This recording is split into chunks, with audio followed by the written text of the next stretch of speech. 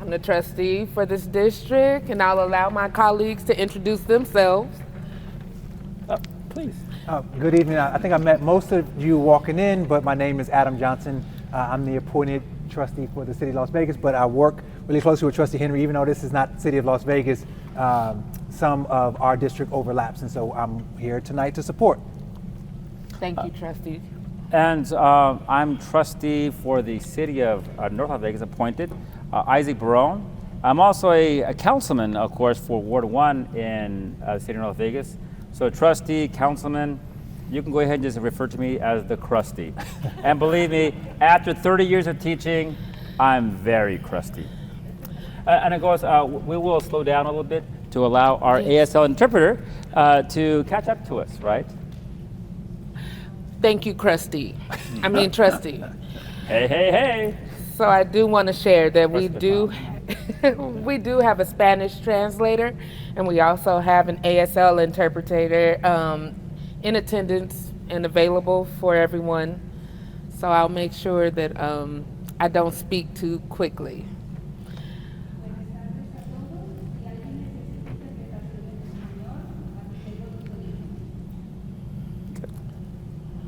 Thank you so much. Right now, it's important for me I really want to take a moment of silence.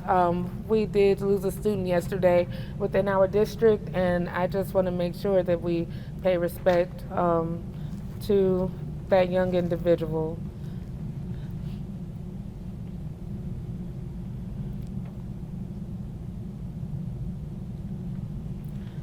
Thank you so much. All right, so we are right at 6:05. For this meeting, I really wanted to be an open forum. You did come to us. We really do want to hear from you. Any questions that you have. We also had some questions that were pre-submitted, but it's important for us to hear from you who did come. So we'll take some questions here. We'll pull some that were submitted, and we'll go from there. So it's always important to share like what our roles as trustees are, because oftentimes we get a lot of emails and questions about things that are truly operational, things that are human resources, personnel related. And I always want to remind everyone that we have one employee in the district, and that's our superintendent, right? And there are things that do fall under operations. So it doesn't mean that we don't care. We absolutely care. We are here to make the best decisions on behalf of our school district, but also our students, all of our staff members, our families. That's important.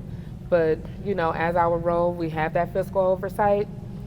We also are here to hold our superintendent accountable, but also support them. And to me, that's like our major roles. Did either one of you want to add to that? No. Hey, I'm always happy to follow your lead. It's always good to, of course, hear the sound off, from the people that we're serving, whether it's the public or our employees as well. All right. And then the other thing I'll add is we have one employee, and her responsibility is to kind of create the vision for the district. And so in order to do that, she has to be able to hear from all of you. So we have a teammate here from the engagement department, Kelsey, who's going to ask one question of all of you so you can provide some feedback, and then we will get into the larger part of the night. Right now, we want to hear from you, so make sure you sign into the QR code and answer the question. And also, we'll get started with some questions here shortly. For now, we'll make sure we take one question per audience member, if that's okay. As I said before, we did have some questions that were pre-submitted, so we want to make sure that we answer some of those as well. So I thank you. Look like most of you are pretty wrapped up. Is there anyone that wants to start or have any questions?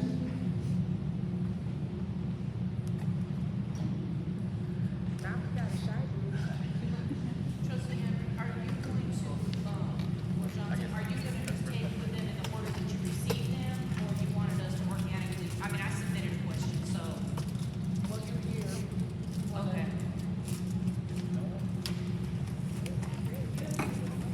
Hello, Nicole here. I'm a CCSD teacher. I've been a librarian for 26 years. My friend Robin and here, I run Read Freely. We are a nonprofit organization that's committed to anti-censorship. I think all three of you know that.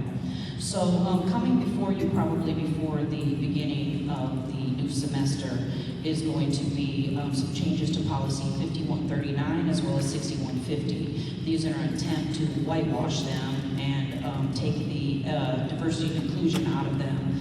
And so I'm sure, because there's a block of votes on the board, I understand that only one of you has the vote, that it is going to in fact pass, since we know that the board has been taken over by fascism. So what my question is will and how do you plan to hold accountable your one employee, Superintendent Ebert, who brought these forward in the first instance and had working groups to destroy 25 years of my work and other librarians that came before us with 6150, the work of people like Akiko Cooks and No Racism 1865 and the Black, Hispanic, and Asian community here in Las Vegas fought, well, for 400 years for that language. How are you going to hold your colleagues who vote in favor of this whitewashing and anti-DEI language, as well as your one employee? How are you going to hold them accountable, or are you going to? Thank you.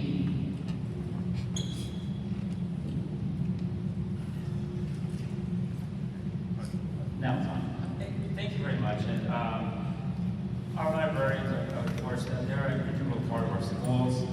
There's a lot of research that shows that the highest performing schools are the ones that have the best libraries. That's me. I'm a Crash Knight. Those of you who know who Dr. Stephen Crash is know exactly what I'm talking about. So we of course, I know I and the members that I work with, we know just how important our school libraries are. Now, when it comes to individual choices, well, we can't speak for anybody else other than ourselves, but I can say this.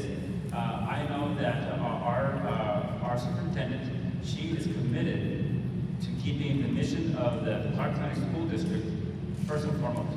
And we have made a commitment to respecting diverse and equity, of course, in our school district.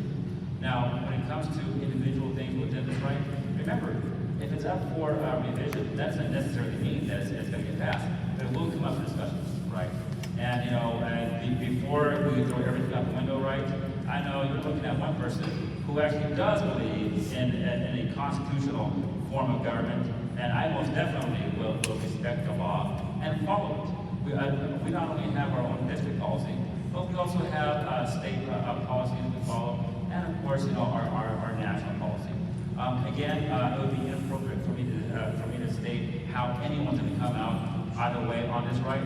But I think that the safest thing to say is you have several people who are on this board who are dedicated to diversity, to inclusion, and to making sure that these voices that a lot of people fought for a long time don't get stamped out. Thank you so much. And for me, it's like it's always going to be important that we honor diversity, equity, and inclusion. Like, even if they try to do away with it, it's always important. Like, we have to make sure that we have respectable spaces and safe spaces for all children to learn. And that's including Black and brown children. And then for libraries, like, I thank you all for everything that you do. I also serve on the library board as well, but I'm here as a CCSD trustee. I can't say, how I'm gonna vote. I know you said that there's a lot. I haven't talked to anyone when you do that. But I'm a very huge fan of all students having access to the reading material that they want to read. Thank you. I don't want to reiterate what my colleagues said. They said it so well, but I will say, you asked about accountability. The way I think about accountability is through the questions that you ask, and you have to understand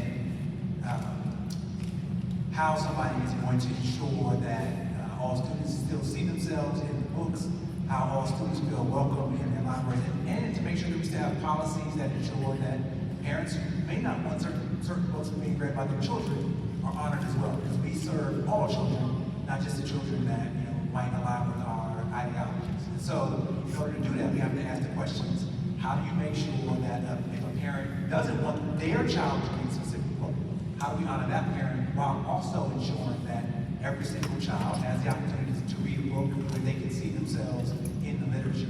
And it becomes it's the superintendent's job to make that policy so that it supports both sides. And so our responsibility is to ask the questions: well, if I have a child who's in a household that doesn't want my child to do that, what's the policy that ensures that doesn't happen?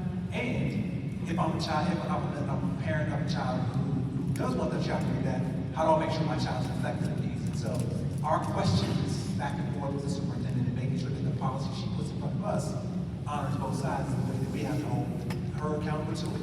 And then checking back up with it. So as we talk to parents, as we talk to librarians, as we talk to students in schools, if they're finding that they're not being honored, we get to come back to the superintendent and say, this is the feedback that we've heard, this is the information that we have based on our community involvement, which is why these meetings themselves are so important, right? Like us being able to, because what we can do, we talk to principals often, we don't always get all of the information. Sometimes it's a single person telling their single side of it. So for us, it is about making sure that we have multiple people telling us these are the experiences that we're having inside of schools, and then we can then hold the superintendent accountable in our everyday meetings or bi-weekly meetings that we have with her. Again, thank you for your question. Is there anyone else that has a question here? How you guys doing tonight? My name is Coach Knox. My simple question is, Ms. Henry talked about this a long time ago.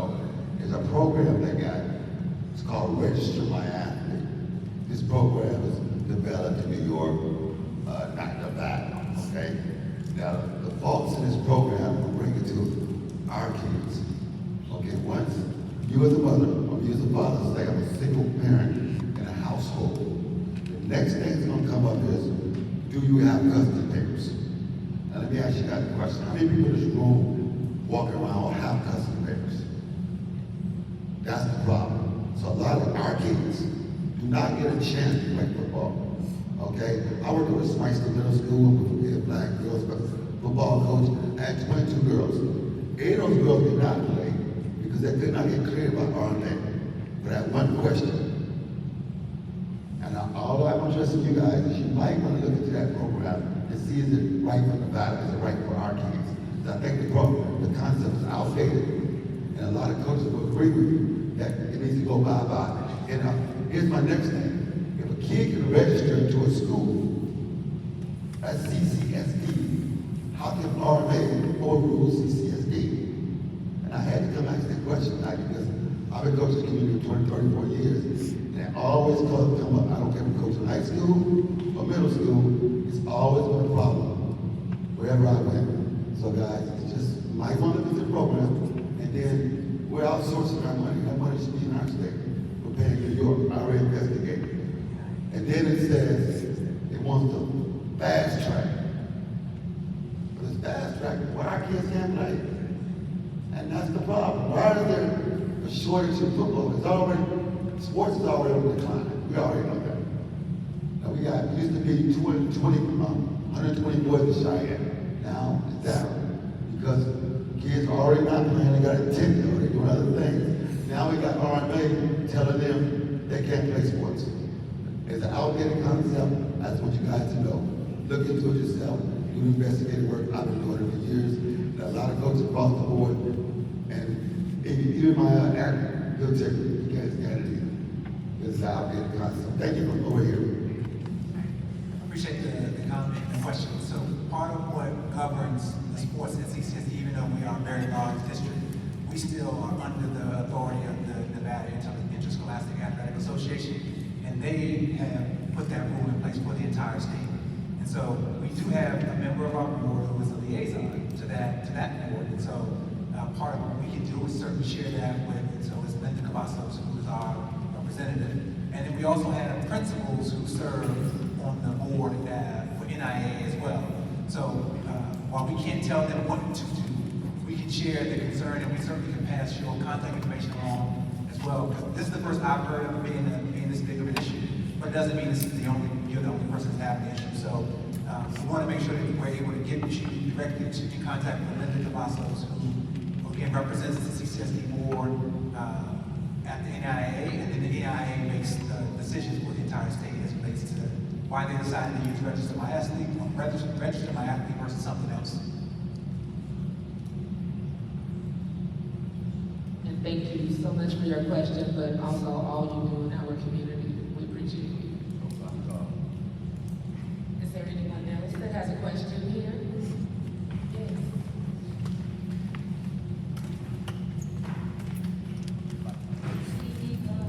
Shane Middleton, I'm a middle school teacher here at CCSD.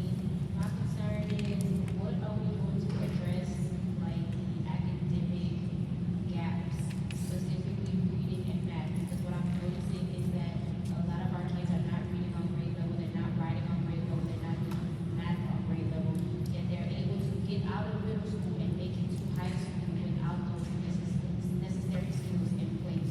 So what are we going to do to address that? Are we retaining kids? What's happening with that?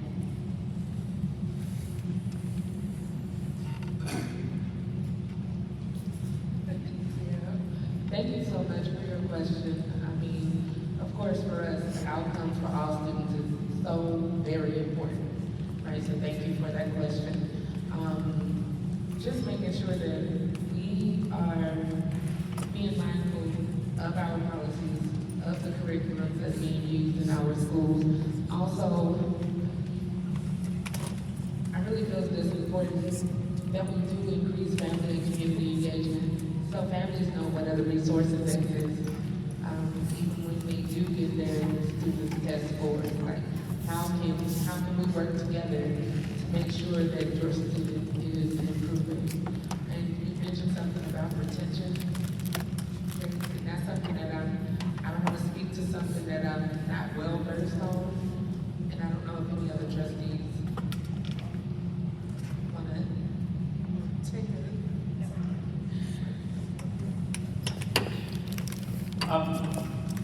I don't think we have a quick answer to this. COVID exposed every weakness that our society had, not just in education, in public health, and everything that we could think of, we got exposed to, okay? It showed just what the variables are. Coming back from COVID, I don't know if you guys know this, I spent 30 years as a teacher, the last 20 in Rancho High School, and we had, students who were in our MED program who couldn't do first year algebra, which is actually a bad thing, because we have a pretty high caliber math program. Sorry, it snuck in, I didn't see you move in. Anyhow, we'll get back to your, that's your grandbabies? Oh God, well, okay, I'm digressing. We're coming back. It's coming back slow. We know that the scores are coming back, but we're nowhere near where we want to be, right? And I don't think we have any one set answer. We see pockets of initiatives that are being done in different schools, but that's not enough. I think the superintendent's plan here is to address these things in particular. One idea that she has is to increase the amount of school days, right? Become more effective. If she does that, there's going to be several, things to get addressed with that. Yeah, have more school day. I'm also, I like the idea of having more school day, but I also like the idea of actually having more quality school day. It's not going to be just the idea of having kids here at school. If they're not actually being challenged with more programs, they'll lift them up. That's an issue. I had the good fortune of attending my granddaughter's parent-teacher conference because mom's couldn't make it, she's busy working, so girlfriend and I went, right? And I was kind of stunned because since it was no one was supposed to be there, because they had all the parent-teacher conferences. When I arrived at school, there weren't that many parents there, and I was actually pretty shocked. Because, we were there, I didn't see that many more parents. I saw one poor lady, she was coming out with her kids. She had 5 children, they looked like they were very well nourished, very well taken care of. She was there, you can tell she was there to make a difference. But unless all the parents are showing up like online after school or on weekends, right? I'm asking myself, where are the parents at? And again, we have other things we have to address.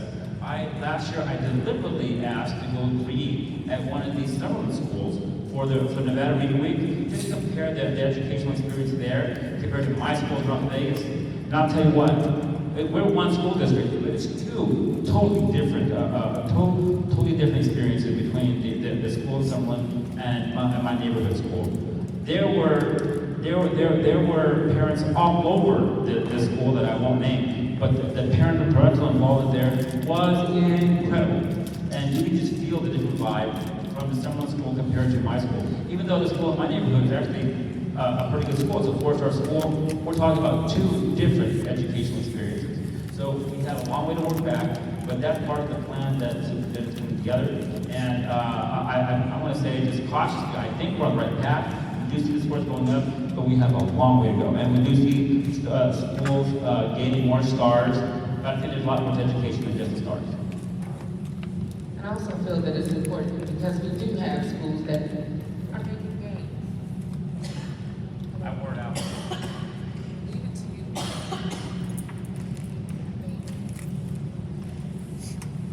I'm sorry, I talk too much. I just sucked the energy right out of that sucker. All right. We do have schools that are making gains. We're always looking at data, and I do feel that it's important for us to replicate what's going well at other schools. And so I do hear you when you say it's different, the different areas of the town that you go to, but it shouldn't be, right? And so we need to do a better job of that collectively. And I know Trustee Johnson has some things to say. It was funny, just a quick anecdote, and I'll get into my response, but we got through this training a couple of weeks ago, and then we get a coach. And so the coach says, they provide you what your feedback is. My feedback is, you're too quiet in the meetings, you need to say more. And I was like, why are you talking? Like, you only talk when it comes to academics and all that. So that's the one thing I care about a lot, all the things, but this is the thing I care about the most. So I really appreciate this question. I've just been thinking about this a couple of days ago. We asked you about the strategic plan. But before we get to the strategic plan, the superintendent is being held accountable to what is she doing between now and then. And so one of the things she's put a lot of emphasis on, she has 4 very specific areas where she's going to put her energy and effort. One is going to be early literacy. First is pre-K. We need to make sure there are more pre-K seats that are available, more pre-K seats that are there. You get to make sure the students are in your system earlier, you can support them earlier. Second is early literacy. So we talked about our literacy scores right away. It is a focus of the district right now to make sure that how we're looking at kindergarten, 3rd grade, making sure that my 3rd grade students are very much on track. I'm sure, Trustee Barone can tell you, if by the time they're in his classroom they have difficulty comprehending what they're reading, they're still trying to break down words, it's very difficult for them to get the concepts that he's trying to teach them, if in fact they have difficulty reading. So a focus on early literacy is happening right now. The other space is middle school mathematics. So what we saw in the district was that our K through 5, they do like this with their mathematics proficiency. 6 through 8, it comes back down, and then it becomes very difficult in high school. We have 2 years, she teaches 9th grade algebra and algebra 2. I'm sure she's seen in her classroom this challenging. If you've not had pre-algebra, you've not done it well, and you try to come into your 9th grade classroom to do that algebra 1, it's a different world. So focusing on 6th, 7th, 8th grade mathematics is going to be incredibly important, and superintendent's putting a lot of her energy and focus there. The last 2 spaces she's going to be putting energy and focus are in the career readiness spaces. So she wants to make sure that not just are we making sure that students are ready to leave high school and go to college if they want, but they have the skills to be career ready. So you asked about those early literacy, you asked about literacy and mathematics. She's putting energy and effort into it right now as she thinks about what her next 5 years is going to be. And then the other thing that we're going to, I think is going to be incredibly important as a board, we're asking what are the reporting metrics? How do we know that we're getting better every year?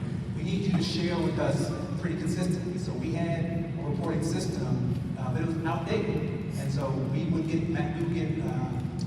information, but it was hard for us to determine are we actually making the gains that we thought we were, because the system was a little outdated. So we're excited because Superintendent Jesse Wilson is going to come to us actually this upcoming board meeting, talk about what the reporting system will be like.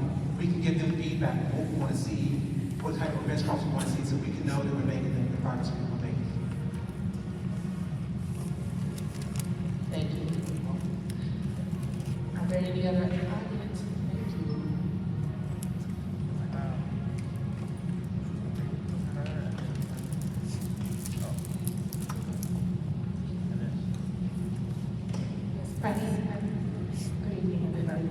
just had a suggestion. The middle school teacher, as far, you're right, there is a gap, and I'm with you. You know, K to fifth, they're going. They hit that 6 through, like 6, 7, and 8 in middle school, and it's almost like between development and all the new information they're taking in the classes, the actual math classes, it stumps them. And then you expect this child to just move forward to high school, which becomes harder. So to that, I would say I'm listening to you guys hashing this out, and I got to think we do have schools working really well. Our internal program is amazing, but we have schools where parents are working so that their kids can have a safe future, so they can't always be involved.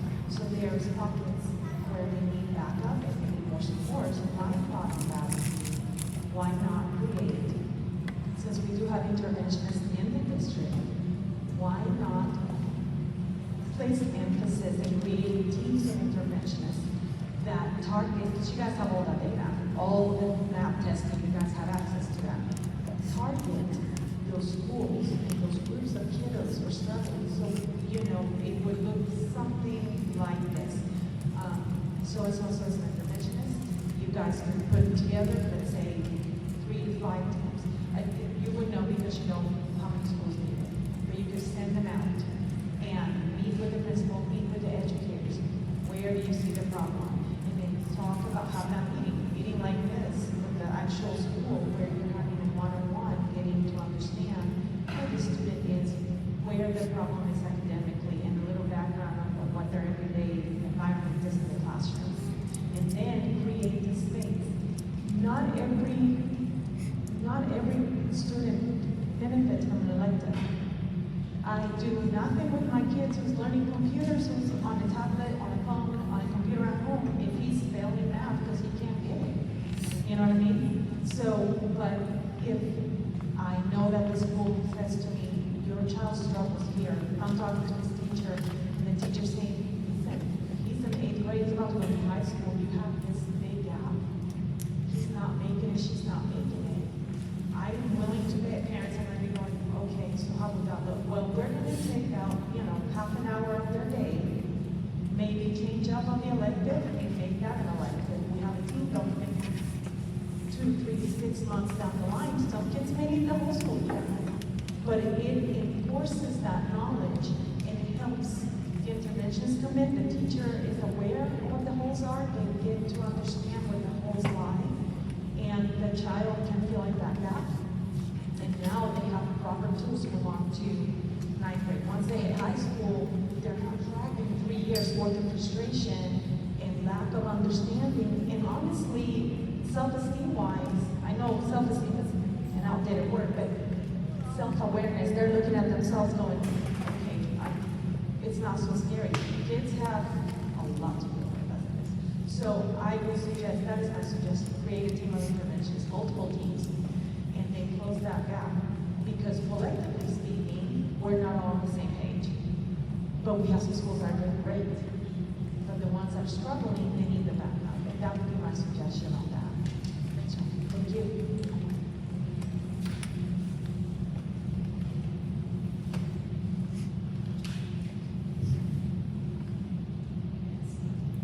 Oh no, next question. And thank you. I want to make sure I say thank you. Sorry, I jumped the gun. I didn't know if we were done or not. I was just getting ready. So I'm coming as a Clark County School District mom who just moved to this school district like 4 days before school started. So all of this is very new to us here. And I will say it is very different here in Las Vegas. And one thing to support what this woman was just speaking on, actually both of these teachers here, is where's the funding disconnect? Because at the beginning of the school year, it seemed like we were sold on, you know, this is the largest school district, one of the largest school districts in the country, but there seems to be a funding disconnect with the electives or opportunities for kids where maybe programs were started at the beginning of the year and now all of a sudden have been cut. And I'm not sure if anybody else here I see some heads nodding. But you know, programs that were happening either before school or after school, STEM programs, art programs, the news show for the kids at the school.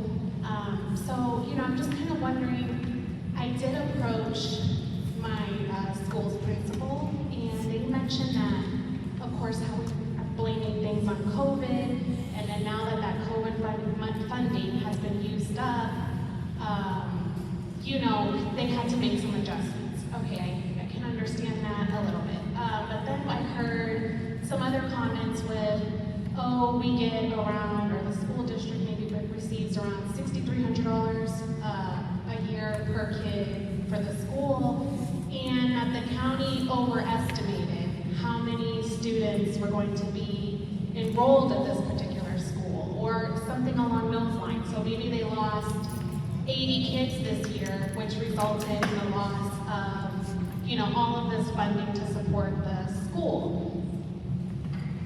Here's my thing, why did they start these programs at the beginning of the year if they know that there wasn't enough funding to support them throughout the whole year? And what do we need to do, you know, having just moved here, this seems like I've gone to community events, it just seems like the money's here. So, you know, why aren't we engaging our community that's here? There's lots of wealth here, you know, and I'm just surprised to see that something like this is happening here in a city like Las Vegas. And what can we do to work together to prevent it from happening? I don't think it's right that our kids have to suffer, or another suggestion was, oh, we'll just change one of your electives. Well, she shouldn't have to give up an elective to do a club, or to be, you know, something extra. And I just think, you know, there's lack of resources in this town with after-school programs, before-school programs. These are what kids need to keep them safe, to keep them engaged, to experience other things. And what can we do together to help you guys get the point across? Because like sometimes a squeaky person, but if you feel like you're limited to what you can say or do, you know, then maybe we all need to speak up, when we all need to be upset about it and continue to speak up more about this, because it's just not fair to the kids, really. It's only hurting the kids. I think I saw your question submitted. You did submit the question. I did. Yeah. Okay, now, I see, I want to recognize our former trustee involved in it, was in the audience, right? This is something that she addressed when she was on the board. And I also want to recognize our host here, Mr. Principal Nunez, right? Who, quite frankly, you know, he's done quite a bit here at Cheyenne with his resources going up and down. It all has to do with enrollment. Each kid that comes into our school system is worth that person is worth a certain amount of dollars when it comes to funding from the state. And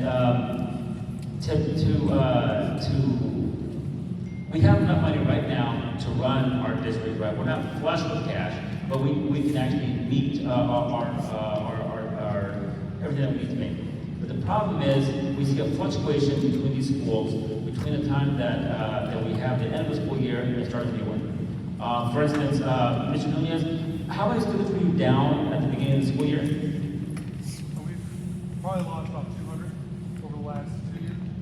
200 over the last 2 years, that doesn't sound like a whole lot. It's actually devastating when it comes to the budget that's allotted to Cheyenne High School. Again, it doesn't sound, every kid that's out there that joins the school, they're worth a certain amount of money, right? And what happens is when that enrollment goes up and down, especially when it's going down, right, there has to be a shift that moves. I have a stat here. I just want to read it here to you, just to try to put things into bargain here. About 40% of our schools saw increased enrollment over spring predictions, and the rest, I think 6%, saw lower enrollment.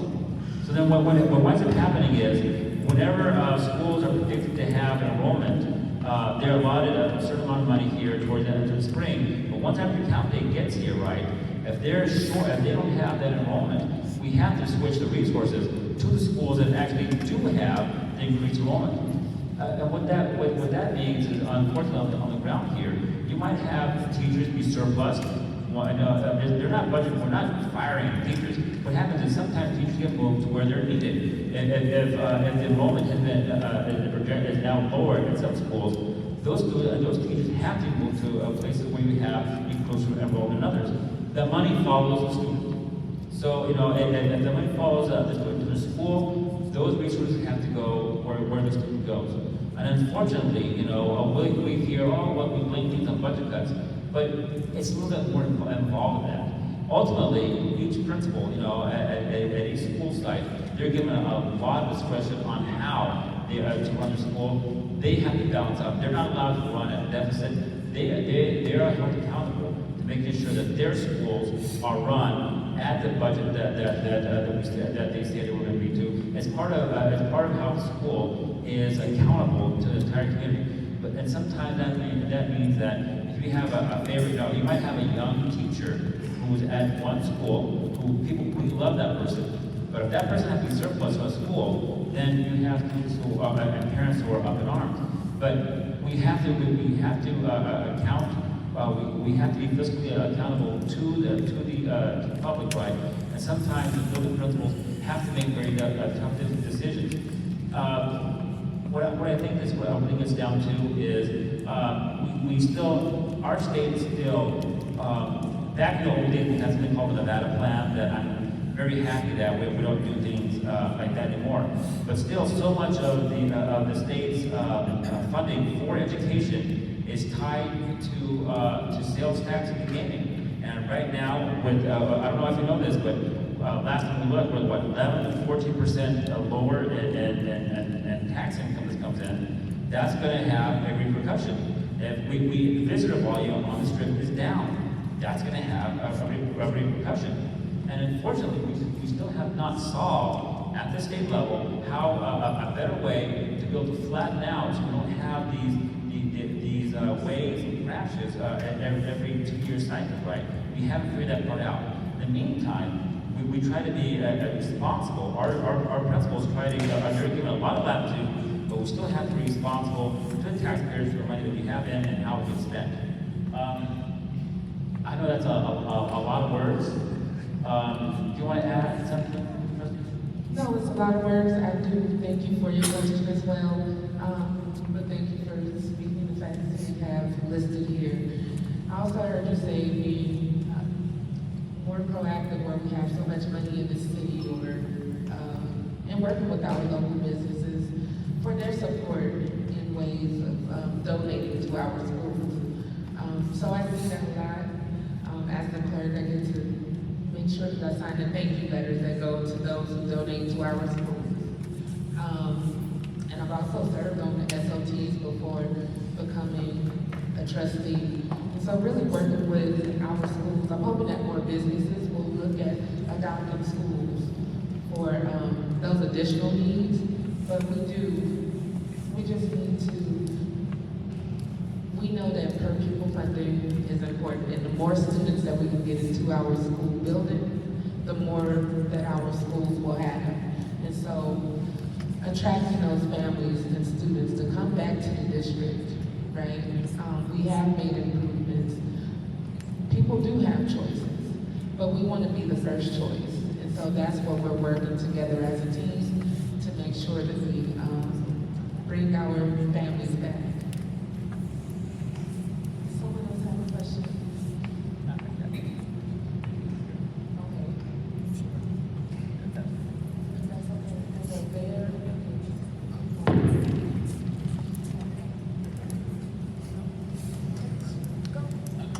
Good evening, everybody. Wait. No, I want to make sure you're ready. You good? Oh, okay. So, when I try to come with my research, with my facts, so I can build up my receipts. Everything that everybody has said so far, I agree with, but we know that there's been this problem in Clark County for God knows how long. In my opinion, I think we need to go back and reinstate the CEOP committee, if you're familiar with that, which was the superintendent's, let me make sure I'm saying it right, the superintendent's educational opportunity advisory council, which initially it was about some of the schools in historic was Las Vegas, but then it expanded out. And so when we're in this space and in this cultural time Do together, me a favor and repeat the name of the committee. it's CIO, and it's the Superintendent's Educational Opportunities Advisory Council. And I can forward you guys the last, back in 2013, 14, somewhere. Let me go for a minute. But the bottom line is, there was an accountability measure that was in place with people sitting on the board from all over. And everything that we're talking about with adopting schools, volunteers, the NIAA, kids being expelled, like we know what the data looks like.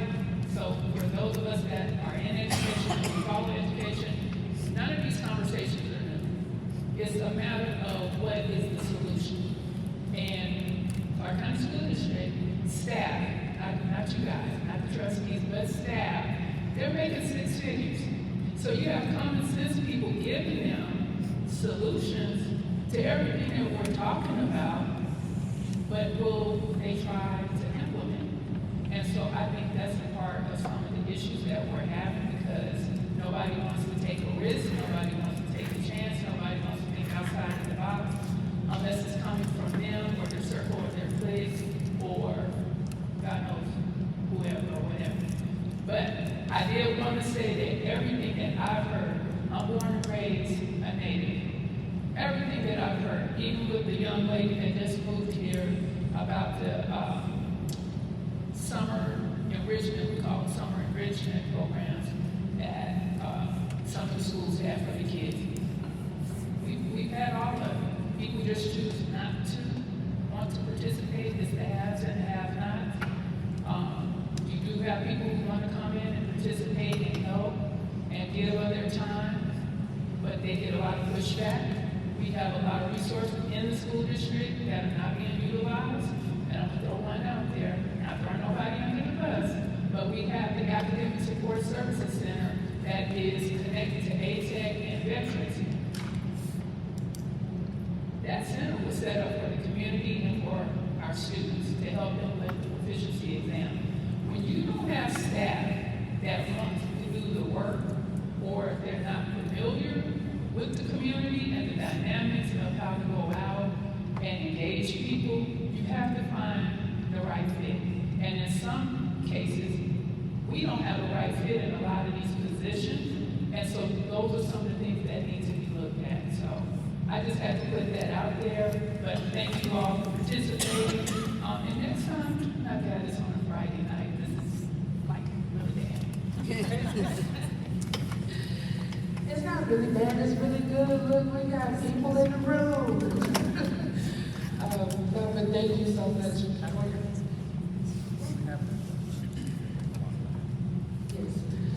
Thank you so much for your words and your comments, and we'll look into the superintendent education advisory, opportunity advisory. We'll look into that for sure. And thank you for always speaking solutions, right? Speaking solutions and sharing resources that they do go underutilized, but it's also, we all need to do a better job of making sure that families know that they exist. So thank you for talking about the academic center, and we'll get that out to more families. I appreciate you.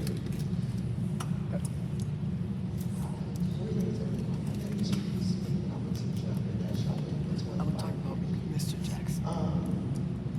I wasn't listening to guys, but the first thing, Can you speak up a little bit? the first thing that triggered me, I said I've been at Cheyenne 25 years, and my name is Trina Smith. I wasn't going to speak tonight, but the first trigger was we have lost more than 200 students. Cheyenne has lost over 600 students since Mr. Nunez has been here. Cheyenne's life has been sucked out of it. So I noticed I have been in here for a while and I've listened, and a lot of questions our students have sent have not been addressed, and they have sent a lot of questions and concerns. Although the flyer was not sent out, I had my PSU students, the Black Student Union, go out and advocate as they have always done. They did get the flyers out to the students, and we did have a lot of students respond. As I thought we would want to have our students' voices heard concerning what's going on in their house, in their community. Because so often we tell the students, we say this is the principal's school, and they have the discretion.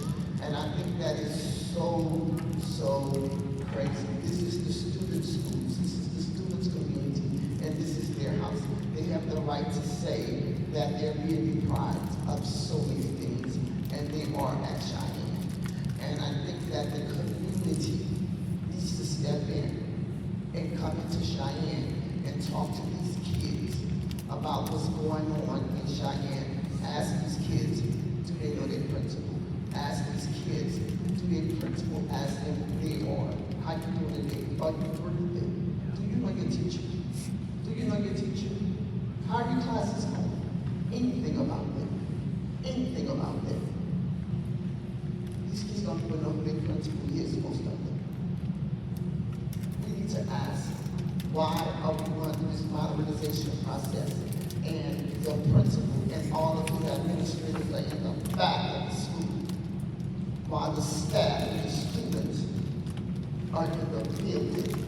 Who leaves their staff and students unsafe in a school and say they're concerned about safety?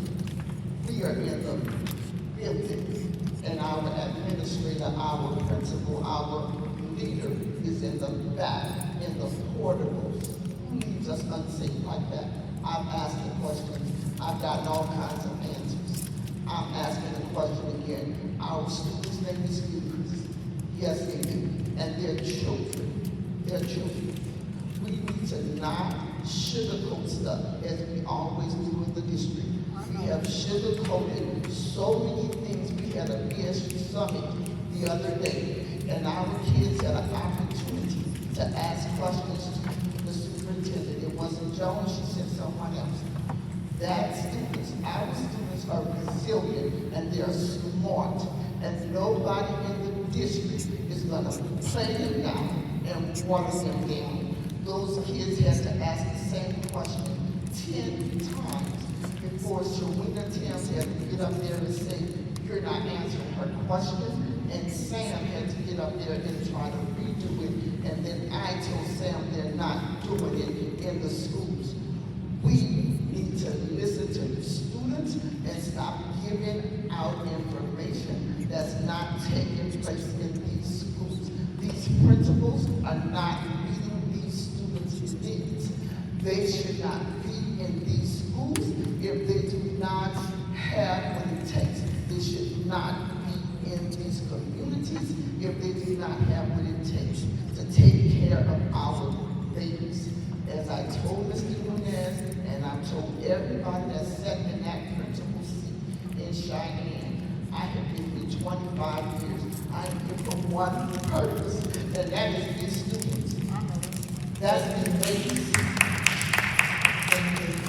And I will say it, and I will say it, and I will write, and I will write. I have tons of emails. I keep emails. I will write, and I will write. I don't hide it from Mr. Nunez. His name is on every one of them. I will write, and I will write, and I will stand, and I will advocate for these babies to know more, and I will send these BSU students out here and advocate for themselves. You stop those kids as they try to protest for the ICE. You cannot take their civil rights away from them. You cannot take their First Amendment away from them. You cannot threaten them. They have the right to go out there and protest. You want to keep them safe. Tell them to stand in that parking lot, but you cannot threaten them. They have the right to protest. You cannot do that to them. Stop it. Stop it. And the community needs to step in and take care of our babies. They send questions. And not one of their questions were answered tonight, and I'm very disappointed. I am very disappointed. Thank you so much. So it was a lot. I thank you so much for, your service and your commitment to students. I admire your passion. I was a student here at Cheyenne a few years ago. And I've come to visit Cheyenne since I've been a trustee, so I do know some of the construction that you speak of that has happened. And even to the concerns for the different questions, I know that some things were asked by others. And there's some things that I'm not sure if it's directly from the students, and some address the principal directly. So,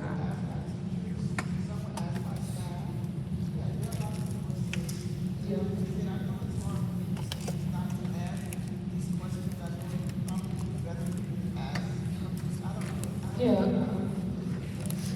And it's okay, we'll make sure we pull some of the questions here. I'm gonna let someone else ask a question, but I'll make sure that we answer some of the student questions, because we have a few minutes. Oh, we got a few minutes. 9 minutes. Okay. Did anyone else have a question? I got a question, but I thought she had one. Oh, you can go. I'll go. Go after me. Okay.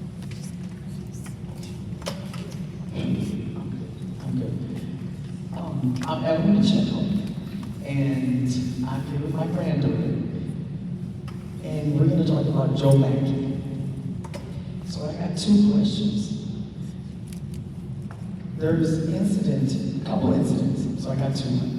There's a tenured teacher that's in Joe Mackey, and the principal there knows that he goes after black and brown students.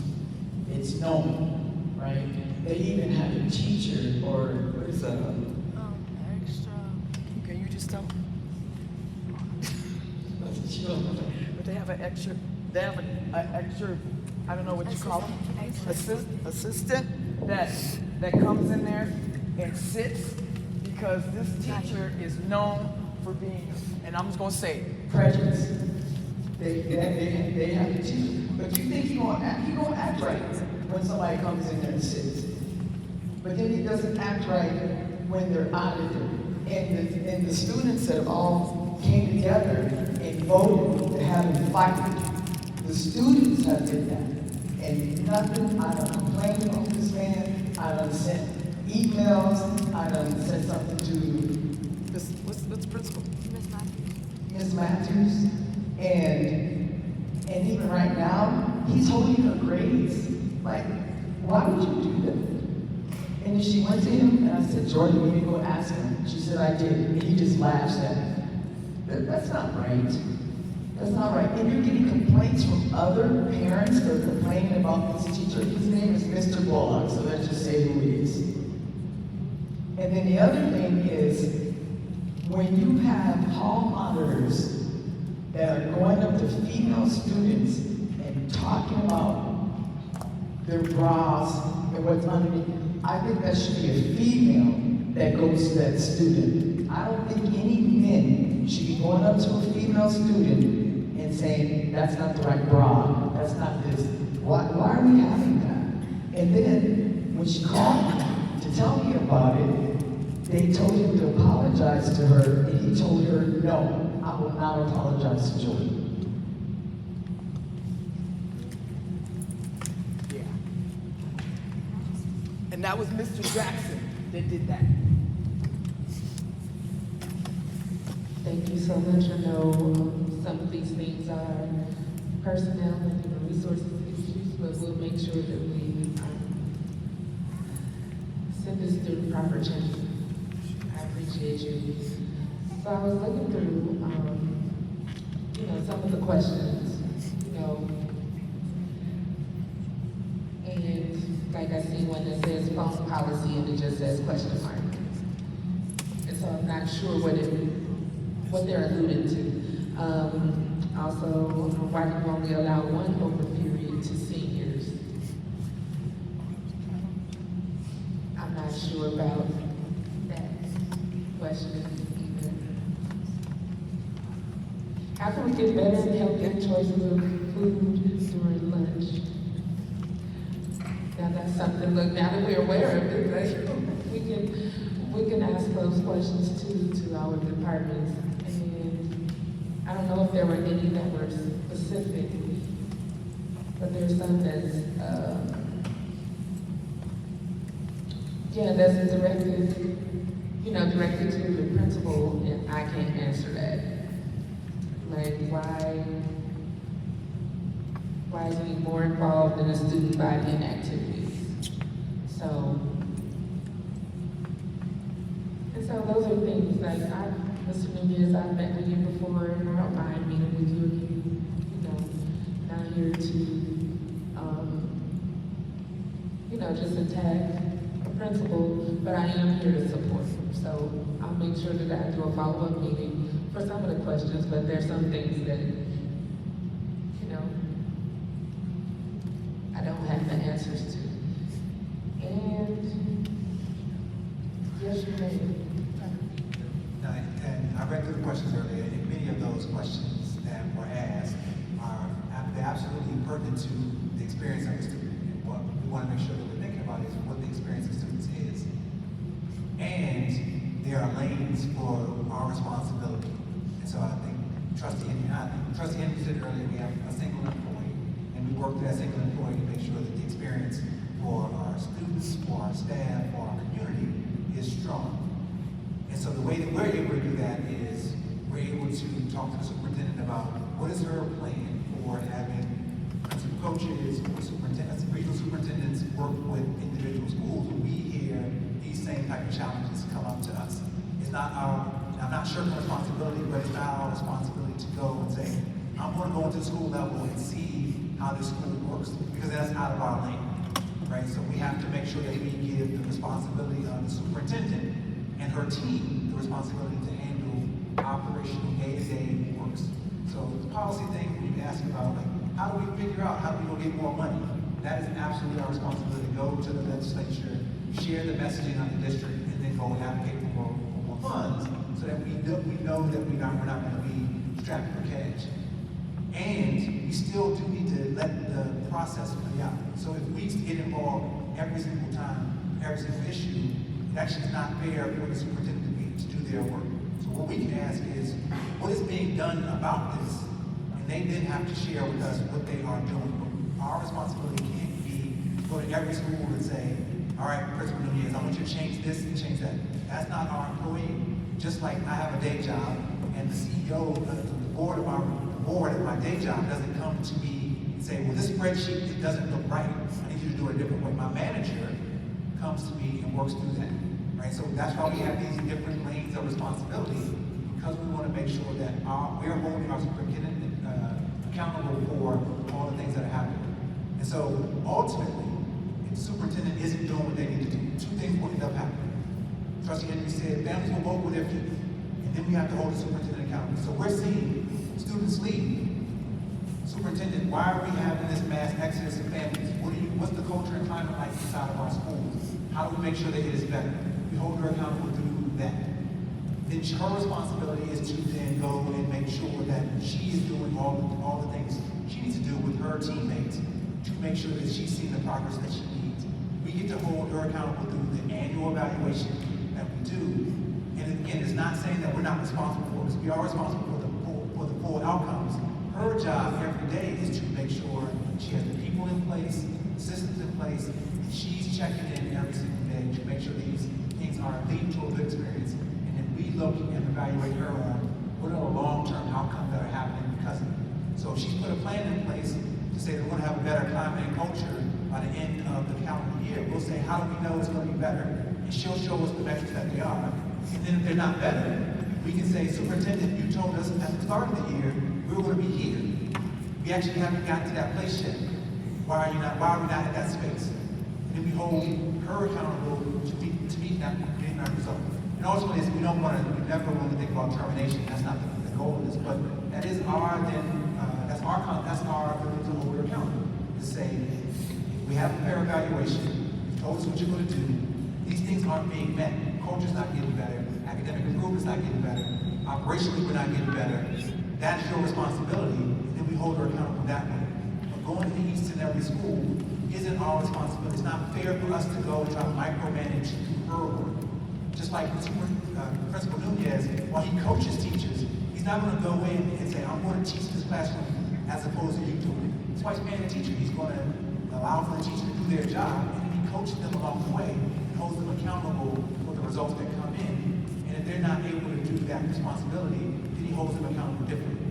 So again, not to say that we're not responsible, we have a different level of responsibility for what somebody's job is. We let the superintendent do their job, and then we certainly make sure that we are looking at the results that come from that.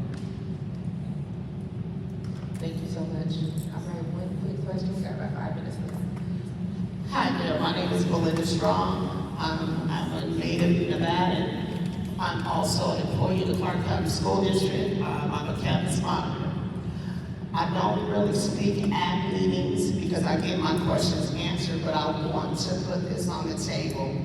A lot of times people bring a lot of issues and there's never follow-up. I want to know, when is there ever going to be a follow-up meeting or a meeting just to address the questions? Secondly, we hear this word data. When is there going to be a follow-up meeting to the data that's been collected or to the data that's been presented to the board or whatever the case may be? Third issue, is there anything that you all can take back as far as when we have the board meetings where people can make comments on the live stream as far as being able to communicate with other people, to get information, to ask questions when they're looking at the board meetings from home? Am I moving forward? We talk about culture and climate. Every meeting that I attend, I hear each individual school talking about, staff talking about different issues. Every single school is talking about different issues on their campuses with over 360-something CCSD schools. Is there ever going to be a follow-up for people to get their issues addressed? You can only send so many emails. You can only send so many letters. You can only speak about the same thing so much. There has to be some type of follow-up to answer people's questions or the community's questions. And I live in District C, I grew up in District C, my home is still in District C, and I listen to Ms. Smith. I am an advocate for children, and I am very passionate about the safety of children, so I understood where you were coming from. I understood where Ms. Tracy Lewis is coming from, and a lot of other people in here. This week was a very rough week for me. It was an off week. My mouth was flipped, and I understand. But at some point in time, if people don't want to volunteer to be on culture and climate committees, it's time that we have to be real. And our dirty laundry for CCSD is already being aired. It's time to clean it up. At some point in time, we have to be adults and own up to what we have going on. So I don't know what you all can do or take back, but I know that the trustee works for us. She's the board's employee, not the other way around. Amen. Thank you so much. So the answer is that follow-up meeting, follow-up about the data. Yes, there will be follow-up meetings. I have taken notes and names, and if any of you need follow-up, please, I'll get your information, and we'll work with our board liaison to get those answered. So yes, thank you. And I know we only have a few minutes left. I do want to make sure, like 2 minutes. So I don't know if y'all see me up here shivering. And some of the questions was about, it's too cold at the school and we can't, concentrate. I have to agree. Right now. It's a little chilly, so that's something that I'll ask about. And then there was one about the wearing of head wraps or do-rags or things like that. And so I did have an email back and forth with the student and our staff, because we do have a Crown Act here, and we're just trying to make sure that we are following the law.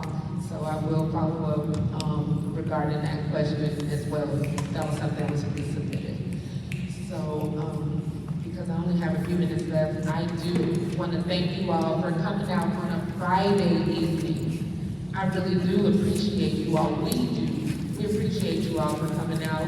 We are here. We're listening. This is our first one, and I'll make sure you do that. This is our first one, but it will not be the last. I encourage you to bring a friend next time.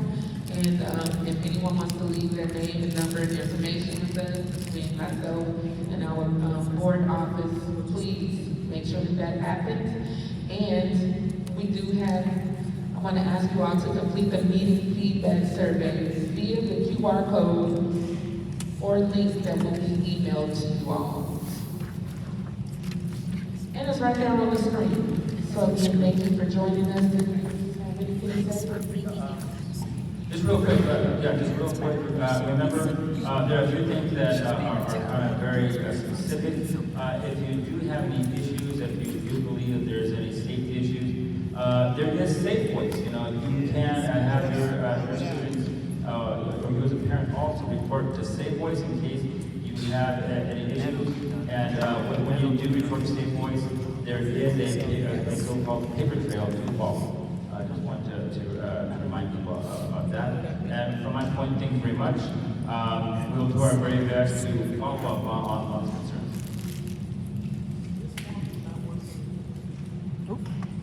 You said the form's not working. No longer accepting responses. No longer accepting. I think she just fixed it. And thanks for coming out. I think, you know, this is the way we can have dialogue, is by people sharing the reason why people are excited and passionate. We're also passionate. Well, I know for certain we're going to make ourselves better as we work together. So thank you for joining. Excited to be able to continue to work with you. Look